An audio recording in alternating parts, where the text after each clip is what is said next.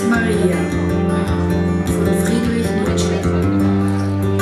Hier saß ich, wartend, wartend, doch auf nichts, jenseits von Gut und Böse, bald des Lichts genießend, bald des Schattens, ganz nur Spiel, ganz See, ganz Mittag, ganz Zeit ohne Ziel.